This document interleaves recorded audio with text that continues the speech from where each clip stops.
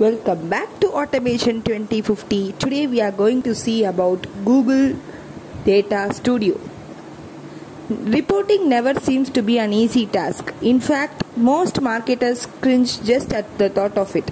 As clients continue to grow, so does the sophistication of their reporting needs. If you are anything like me, you are likely tired of spending hours updating the same spreadsheets each month. Sometimes more time is spent pulling a report than providing actual insights. So it's time consuming. When this happens, we are doing our client a disservice by spending more time doing and less time analyzing it. So it's a better way is Google Data Studio reporting. So what is Google Data Studio reporting?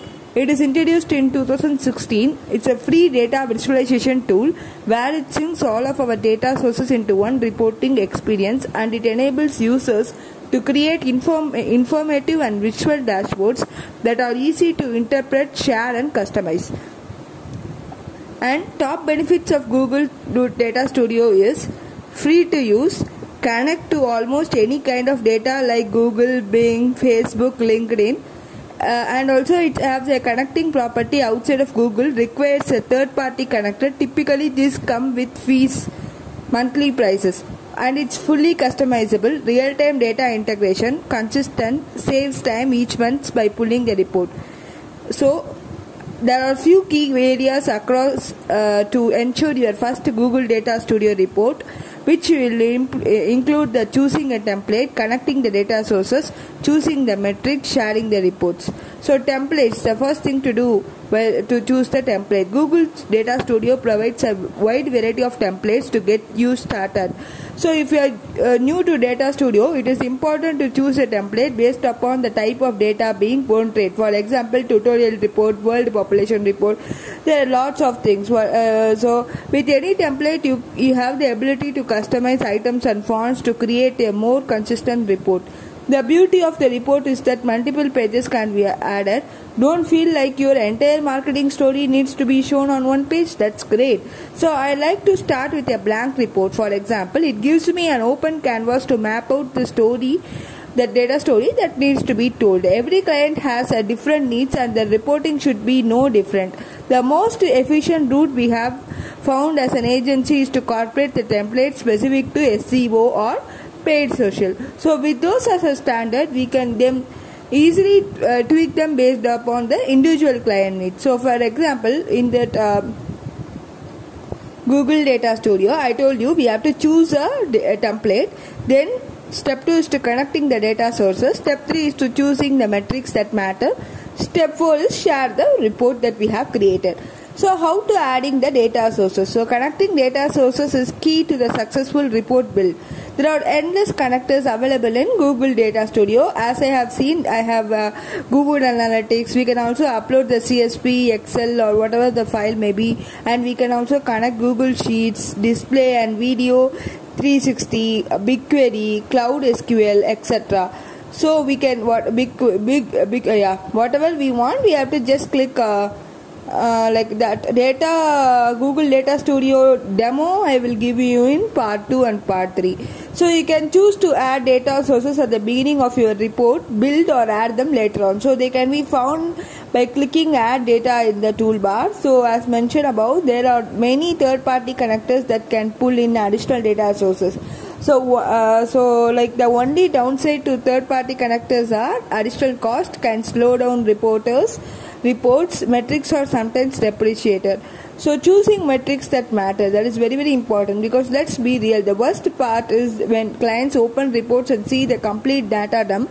Well, data dump. So while the Google Data Studio is completely customizable, this doesn't mean we should be showing all metrics available.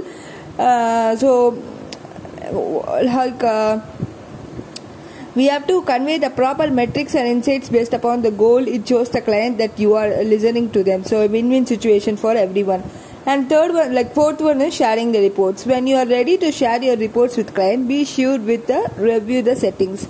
So the following options are: we have to invite by email. The user must have a Google account for that, So users can be set to view or edit the permission. Anyone with the report should link should give the link similar to the Google Drive, so we can share to anyone or edit with anyone. Another cool feature Google added once the platform came out of the beta version was the options to limit sharing in the following options, and also prevent the editors from changing access and adding new people, and also it has an option of disable downloading, printing and copying for viewers. So by doing it, so it allows users to maintain control of the report settings and integrity of report changes. So our next stage is how to build and how to edit it. Now that the basics have been covered, so you have actually you should have dictate the time frame of each individual dashboard individually or at the report level. So we have to choose the proper visuals. The first step is very important step is data visualization. By navigating the toolbar to insert, you are able to choose from their vast selection, that is time series chart or bar chart, pie chart, tables, scorecards, etc.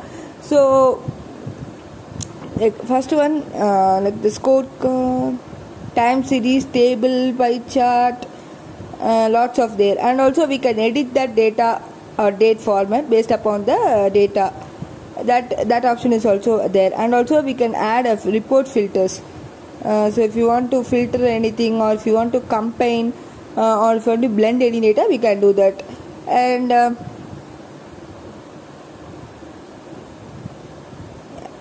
in the next video, this is the normal basic overall thing about overall basics that I have covered about Google Data Studio. In the further topics, I will tell you how to use this Google Data Studio hands-on, and how to add the reporting features, all the fine-tune examples, and also the use cases I will tell you. So that in the next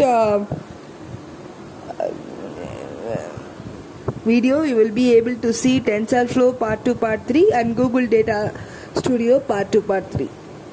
Thank you so much. Hope this video is useful for you.